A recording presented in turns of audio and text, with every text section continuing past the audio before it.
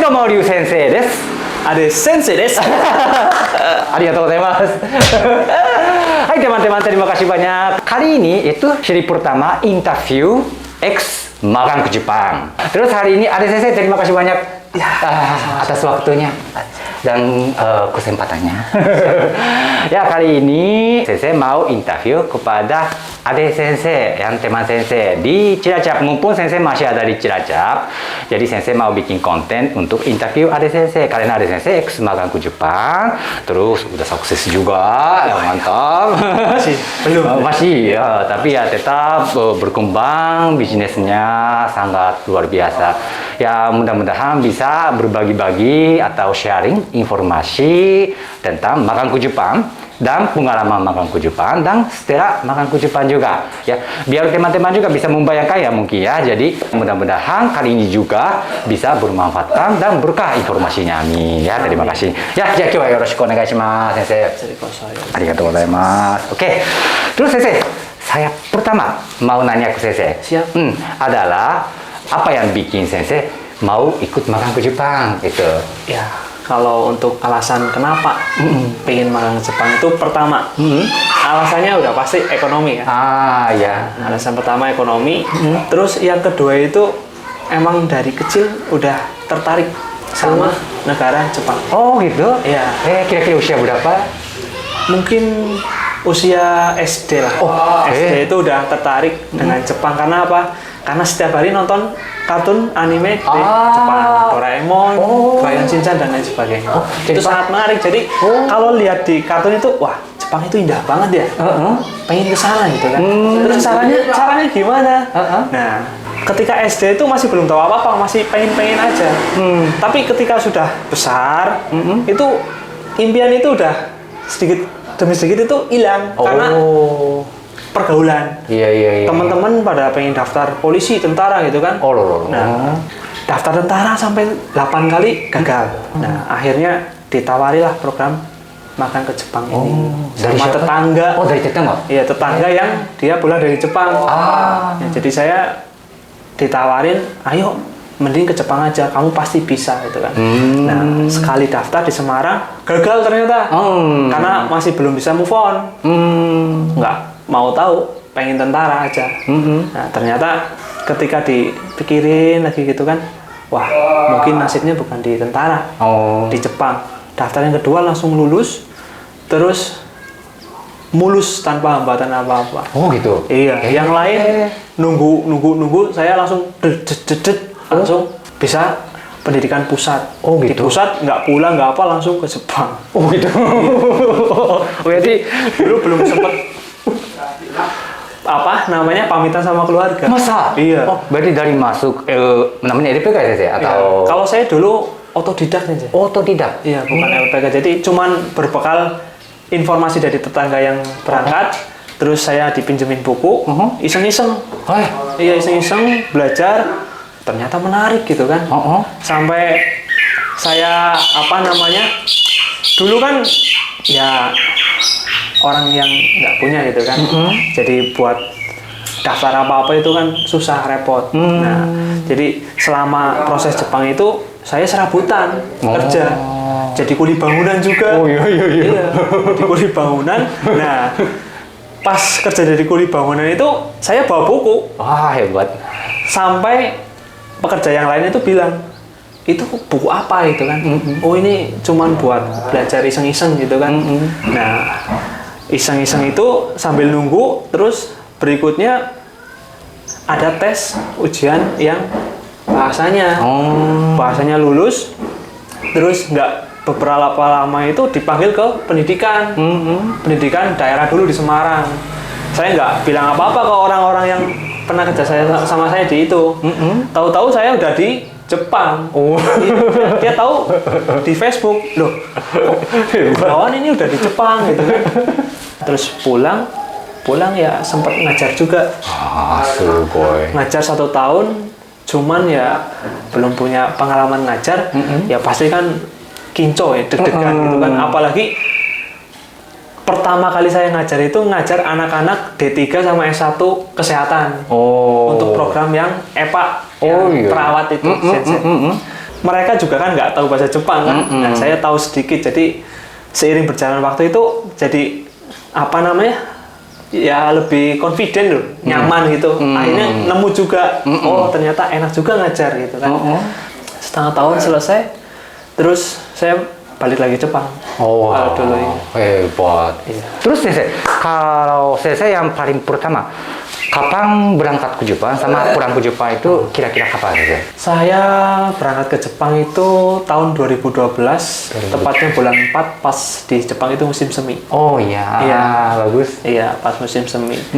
Ya, nggak, udah kayak mimpi aja gitu, Sensei. Oh iya. Wih, udah di Jepang gitu kan. Jadi pertama kali menginjakan kaki turun dari pesawat itu, udah rasanya udah pengen nangis. Oh, iya, terharu. karena nggak percaya gitu loh. Iya, iya, iya. Perasaan kemarin masih push up, lari, sit up, dan lain-lain di pendidikan. Ini udah di Jepang. Terus pas musim semi kan indah banget itu Sensei. Iya, iya, iya. Turun dari pesawat, lihat, ya Allah, bersih banget gitu kan. Kok persis banget kayak di anime gitu. Kayak maksudnya kebersihannya, terus pemandangannya, Iya, iya. terus bangunannya itu. Saya sempat nangis sih dulu sih, pertama turun di bandara itu sempat nangis. Karena wah, alhamdulillah, cita-cita pas kecil kesampaian. Luar biasa. Terus kan 3 tahun, pulang 2015 bulan 4 juga. Jadi ya 3 tahun kontrak kerjanya. 3 tahun persis ya. Terus yang kedua 2016 sampai 2019. Oh, berarti Sensei 2 kali ke Jepang. Iya. Terus yang pertama itu magang. Magang. Yang kedua itu? Kedua itu dia masuknya visanya termasuknya udah bisa dikatakan kerja sih. Oh, Suruh. jadi visa kerja, Shuro bisa ya? Sugoi. Iya, karena ya kebetulan aja Sensei. Waktu itu memang ada program baru dari pemerintah Jepang. Iya, jadi kebetulan saya kan bidang kerjanya itu pengecatan logam tapi untuk di perkapalan. Oh, iya. Iya. Betul. Jadi waktu itu yang boleh balik lagi itu mereka yang jenis kerjanya perkapalan, baik itu pengelasan, pengecatan, sama satu lagi yang kensetsu. Oh, iya betul. Yang bangunan itu. Ya. Perusahaan saya itu mungkin perusahaan gila kalau menurut saya. Gila. Iya, gila kan saya. Gila. Oh, Gila maksudnya. Kalau anak-anak lain kan kadang-kadang wah, pengen lembur. Kalau saya kalau bisa taiji aja lah, pulang normal aja gitu. Karena apa? Setiap hari itu 2 jam itu udah biasa. Oh, lemburnya. Iya, 2 Wow. jam itu enteng gitu kan. 3 jam sampai 5 jam aja. Wah, sibuk terus gitu ya, Sensei? Iya, itu yang mereka shift normal. Kebetulan saya itu dari mulai magang sampai balik lagi ke Jepang, yang kerja itu, saya itu kerjanya malam. Malam? Malam. Oh, malam. Saya mulai kerja itu jam 12 malam aja. Jam 12 malam? Sampai jam 8 pagi. Jam berapa pagi? Aduh. Selama 6 tahun. Ya, selama 6 tahun. Jadi selama shift malam itu ya, ngantuknya luar biasa pasti. Iya. Terus kerjanya bahaya juga sih. Karena di perkapalan itu kan saya bagiannya pengecatan, cuman saya nggak ngecat sih. Saya nggak ngecat, saya masuk di proses sebelum ngecatnya. Oh. Iya, jadi plat besi yang tebel itu disemprot pakai serbuk besi sih. Oh. Dan hasilnya itu kayak kembang api gitu. Iya. Nah, kalau untuk seragamnya itu ya kurang lebih kayak astronot. Iya, betul ya, harus ya. Kerjanya itu namanya sunblast. Oh, sunblast. Iya, jadi kalau misalnya kita nggak pakai pengaman itu, kalau kita kena itunya, Iya. udah berudul semua dagingnya. Orang kita pakai pengaman yang kulit itu aja, kalau kena dikit, kayak orang ditapok pedes banget. Jadi kerjaan yang benar bahaya banget itu. Itu selama 6 tahun kayak gitu itu. Hebat, tapi satu kali pun tidak ada kecelakaan, Sensei? Kalau ya, kecelakaan, besar maksudnya. Ya, kalau kecil-kecil mungkin ada, tapi... Kalau kecelakaan itu malah sebenarnya kecelakaan yang bukan dengan alat kerja saya, malah dengan kondisi yang itu, di luar gitu. Kebetulan saya kan ngerjainnya blok kapal, jadi kapal itu kan kayak gini ya saya. Itu kan dipisah-pisah sebelum digabungin itu. Iya, jadi satu blok kapal itu paling kecil mungkin satu ruangan ini. Oh, kayak gitu. Iya. Dan itu kan besi semua, tebel-tebel, ya besi ya keras itu ya. Nah, kebetulan suatu malam itu saya kerja di ruangan yang agak sempit. Jadi kerjanya itu bukan di tempat terang kayak gini, Sensei. Kita pakai helm, pakai senter. Iya, jadi yang kita kerjain itu gelap. Gelap ya. Gelap ya, udah gelap, berdebu, pasir, pakai masker, kacamata, terus masih tutup pakai plastik yang itu. Jadi udah kayak astronot persis, Sensei.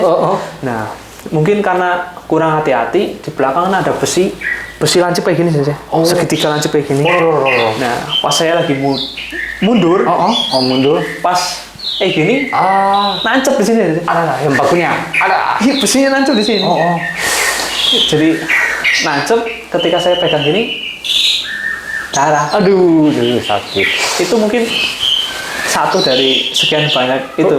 Terus kalau Sensei pas mau mulai belajar bahasa Jepang itu kayak rasanya gimana? Atau kayak impresinya gimana? Kayak apa namanya, kesannya juga gitu. Pertama lihat huruf stres aja.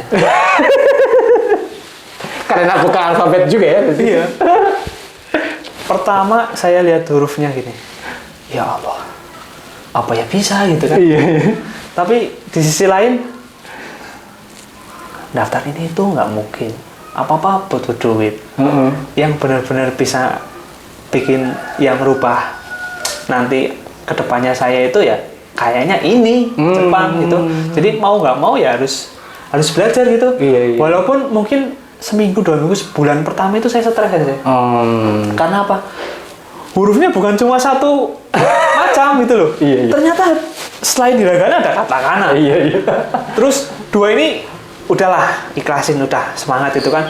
Ternyata dikasih tahu lagi ada kanji. Wah, ya Allah. Kesan pertama pas datang ke Jepang atau misal pas masuk kerja juga boleh. Itu dua-duanya tolong kasih tahu ke teman-temannya. Ya. Jadi kalau kesan ketika saya pertama kali datang ke Jepang itu, Sensei, itu nggak percaya juga. Nggak percaya. Kok ada negara yang seperti ini? Balik lagi, Sensei. Tetap kagum. Karena saya orang Indonesia dengan lingkungan, ya saya nggak jelek-jelekan orang Indonesia. Saya orang Indonesia sih. Cuman ketika kita bandingin dengan Jepang itu, ya mungkin Indonesia butuh 10 tahun lagi lah untuk seperti itu. Karena apa? Sebenarnya Jepang, kesan saya tuh gimana ya? Nggak percaya, kagum, ya sedih juga loh. Kok saya bisa di Jepang? Terus pertama, kok bisa sebersih ini? Kok orang-orangnya bisa sedisiplin ini? Itu gimana caranya gitu kan? Kalau kesan pertama kali masuk kerja itu, ya tetap kaget. Iya, semuanya kaget semua sih. Gitu, tiap kali gitu. Kaget, di mana-mana kaget. Karena apa? Saya naik perahu aja nggak pernah, naik pesawat juga nggak pernah.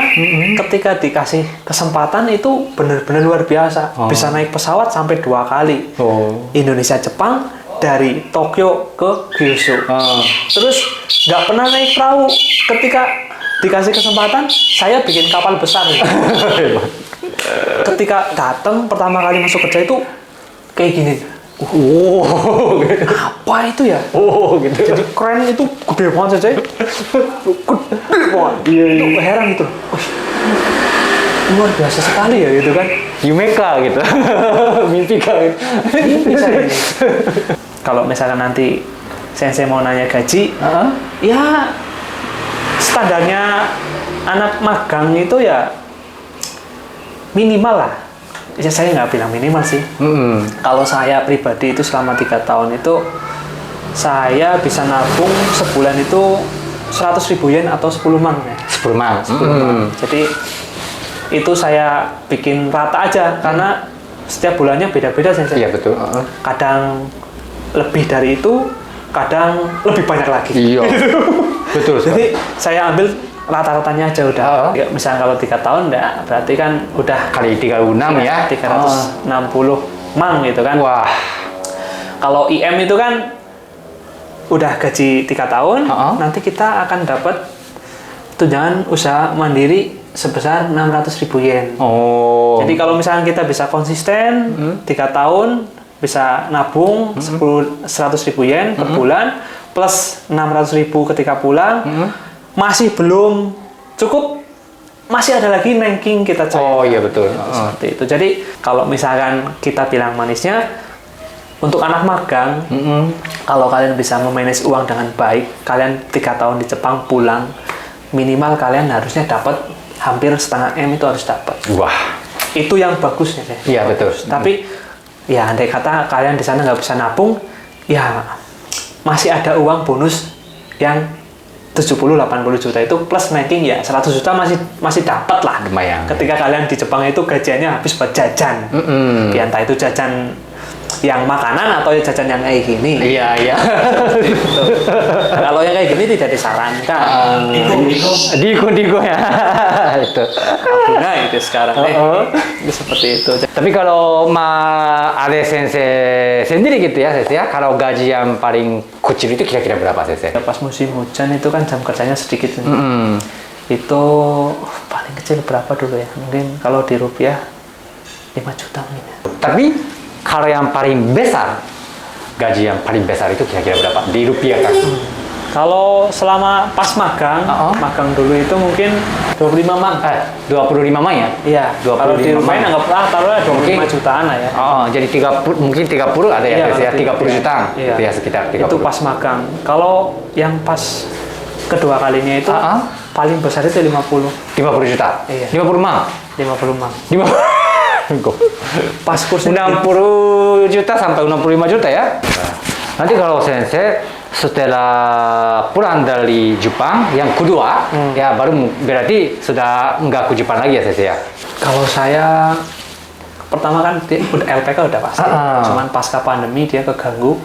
Akhirnya saya dapat rezeki dari hobi sendiri, sepeda. Iya kebetulan. Saya ke Jepang yang kedua itu suka banget. Di Jepang juga udah suka. Gitu. Suka banget shopping, belanja di Yahoo Auction. Nah dari hobi shopping itu, terus di akhir-akhir saya suka sepedaan. Nah suka sepedaan, sedikit tahu tentang sepeda. Dan ketika saya pulang, saya lihat kok ramai sepeda gitu. Iya cocok ya, Sensei ya. Harganya mahal-mahal bener. Iya, Dan saya lihat di sana, kok harganya bisa 2 kali lipat lebih. Akhirnya otak bisnisnya langsung itu. Gitu ya. Iya. Awal-awal pakai sendiri sepedanya. Bawa pulang, ada rekan dia seorang polisi minta tolong cariin sepeda. Ketika di Indonesia lagi mahal-mahalnya saya beli dia sepeda dengan harga ya jauh di bawah pasaran lah. Dari dia langsung nyebar. Jadi saya pernah jual sepeda paling mahal itu mungkin 1 unit itu harganya 125 juta. 1 unit. 125 juta. Ya. Paling murah itu saya jual harga 22 juta. 22 juta? Iya. Sekarang juga berjalan? Masih. Wah. Cuman udah nggak seramai dulu. Kalau dulu itu kan saya datang laku. Ini satu belum laku. Jadi lambat banget. Terus harganya juga lagi agak turun. Iya. Nah, di sepeda agak turun, LPK masih belum bangun lagi. Ada tawaran kolam udang. Kolam udang. Ya, kolam udang. Pas ketika pandemi, sering main ke kolam ke teman. Teman juga kan kebetulan dia udah budidaya udang duluan, ya, tulusan gitu kan. Nah sama dia diajarin begini begitu, resikonya gede juga gitu kan. Pertama nyoba itu masih dikasih untung lah, maksudnya untung itu nggak minus, nggak minus, balik modal doang. Gitu, balik modal doang. Terus saya pikir kok modalnya gede, nggak untung, malah lebih untung jualan sepeda gitu kan. Terus siklus yang kedua untung saja, profit, mungkin profitnya 100% lah. Berarti 2 kali lipat ya? Iya. Nah di situ saya pikir bener juga omongannya teman saya Tulus itu ya. Ternyata di udang itu keren bener ya. Cuman kan ya apa namanya resikonya gede. Iya juga. Nah siklus kedua kita profit, terus ada masalah sama pekerja, pekerjanya nggak ada itu kan. Terus ya namanya nasib kan dipertemukan sama namanya Pak Yanto itu. Nah, kebetulan beliau itu ternyata dia juga pernah ngolam udah belasan tahun. Dulunya suruh milih 2 orang, Pak Yanto sama satunya lagi. Nah saya bilang, udah saya manut aja mau pakai yang mana. Nah saya dapat Pak Yanto sampai sekarang dan alhamdulillah dari siklus yang dipegang Pak Yanto sampai sekarang profit terus. Wah. Emang CC sejauh ini memang sukses terus ya CC ya. Terus itu juga pun mungkin berkat itu ya, mungkin ada nabungnya ya. Maka mungkin bisa berjalan untuk buka usaha baru gitu ya CC ya. Betul. Ya. Kalau buat teman-teman sih, kalau yang mau usaha gitu, kalau bisa jangan campurin uang untuk usahanya sama uang pribadi. Iya betul. Ya, itu bahaya itu. Nanti hilang semua. Kalau yang soal yang tadi yang program IM Jepang yang di itunya di sebentar lagi dalam waktu dekat, itu apa namanya, misal teman-teman yang tinggal di dekat Cilacap atau Jawa Tengah misal, itu apakah bisa lewat LPKCC atau tidaknya? Jadi kalau untuk yang di daerah Cilacap sekitarnya itu, LPK di Jawa kan banyak banget Sensei. Jadi buat kalian yang minat itu yang terdekat aja. Saya nggak nyaranin harus ke tempat saya gitu. Enggak. Yang terdekat aja. Kalian cari informasi tentang LPK itu dulu. Gimana rekam jejaknya. Saya nggak mau jelek-jelekin LPK, semua LPK itu baik. Jadi kalian harus selektif dulu. LPK ini biayanya berapa, terus nanti sistemnya seperti apa. Jangan sampai kalian dengan alih-alih murah kepancing situ, ternyata kalian nggak terurus dengan baik. Tetap ya, mau murah seperti apa, mau gratis seperti apa, kalian harus mengeluarkan biaya minimal kebutuhan buat pribadi kalian. Buku, alat tulis, transportasi, dan lain sebagainya. Jadi, kalau untuk sementara saya fokus IM sama satu lagi di Toko Tegino. Cuman kalau saya kan Toko Tegino cuman sampai ngelulusin JFT aja. JFT sama nanti ada materi tes skill yang mereka pingin pilih apa. Kalau untuk nyalurin ke TSK mana saya nggak berani. Oh iya. Ya baik CC. Tapi memang kalau misalnya tujuannya baik, siswanya motivasinya bagus, terus benar-benar bisa semangat. Terus kalau misalnya sesuai ikut peraturan dari pihak RPK RCC juga, misal mau ikut itu biar lewat CC juga bisa gitu. Ya soal yang tadi yang IM Jepang, yang program IM Jepangnya itu. Jadi mungkin kalau saya boleh izin kayak itu ya, kalau misal boleh nama RPK sama alamat RPK CC tertulis di deskripsi. Ya nanti kalau teman-teman yang bisa benar-benar menarik, soalnya kebetulan lumayan banyak dari bukan Cilacap saja, tapi ada banyak dari Jawa Tengah atau Jawa Timur juga. Kalau CC itu saya nggak punya RPK dan lain-lain, jadi nggak bisa bantu. Tapi saya itu bisa bantu cuma hanya informasi saja kepada teman-temannya. Jadi ya kalau RPK ADCC ya, RPK ADCC juga bisa percaya, terus bisa ADCC yang bisa jaga siswa juga baik-baik. Memang kalau siswanya tidak baik tapi mau ikut, ada kemungkinan ADCC menolak, ada kemungkinan pasti juga ya. Tapi kalau siswanya baik, tujuan baik, terus CC juga setuju, berarti bisa ikut program atau bisa ikut lewat RPK CC juga gitu ya CC ya. Kalau gitu mungkin nanti teman-teman kalau misalnya ada yang mau menarik atau mau nanya-nanya aja juga nggak apa-apa ya CC ya. Boleh, silakan. Nanti kontak sama nama RPK-nya, nanti CC lampirkan di deskripsinya. Jadi kalau teman-teman ada yang tertarik, itu silakan cek dulu ya. Terus kalau saya terakhir mohon maaf kalau kepada teman-teman yang khususnya mungkin pemuda atau pemudi orang Indonesia yang mau ikut magang ke Jepang atau sebenarnya masih bingung, tapi baru tahu ada salah satu caranya untuk sukses atau untuk dapat uang di luar negeri gitu. Khususnya mungkin untuk magang ya, mau ikut magang ke Jepang ya, itu tolong kasih sarannya ke teman-temannya saya Mas. Ya, jadi untuk teman-teman sekalian yang mungkin berminat ingin magang atau kerja di Jepang, baik itu nanti ada magang, ada Toko Tegino, terus ada engineering dan lain sebagainya, itu ya kalian harus kalian harus belajar bahasa Jepang dulu. Belajar bahasa Jepang itu ada 2 cara, otodidak sama di lembaga kayak LPK ya. Jadi itu tergantung kalian. Kalau misalnya kalian mampu, ya silakan otodidak. Tapi saya sarankan kalian cari LPK ya untuk kalian belajar bahasa Jepang. Karena belajar bahasa Jepang itu pertama, ya dibilang susah, enggak, dibilang gampang, ya enggak. Kalian butuh orang yang bimbing kalian, yaitu guru nanti instruktur di LPK. Ya, yang kalian pesan pertama itu. Yang kedua itu kalian harus paham dengan diri kalian. Kalian sehat enggak? Gitu. Jadi karena ada medical check up saja. Jadi ketika kalian berpikiran untuk proses ke Jepang, hal pertama, yang paling pertama sebelum belajar adalah medical check up dulu. Namanya pramedical. Jadi jangan sampai ketika kalian sudah lulus, ketika medical check up di tahap akhir, kalian tidak lulus. Itu kan akan sangat disayangkan. Biaya sudah keluar, capek pikiran, capek badan, ya seperti itu. Makanya saya saranin pertama kalian pramedical dulu. Karena masing-masing instansi misalnya kayak program IM ataupun yang swasta itu mereka punya standar khusus. Kalau standar yang paling tinggi itu IM, program pemerintah yang kerjasama pihak IM Jepang sama Kemenaker RI itu. Jadi pramedical dulu, kalian harus tahu dulu kondisi kalian sehat apa enggak. Kalau misalkan di pramedical kalian ada masalah dan bisa ditangani langsung, kalian berobat sambil jalan, sambil belajar di LPK pun nggak masalah seperti itu. Jadi sambil nunggu sakitnya sembuh, skill bahasa kalian sudah bagus, langkah berikutnya ya tinggal proses gitu.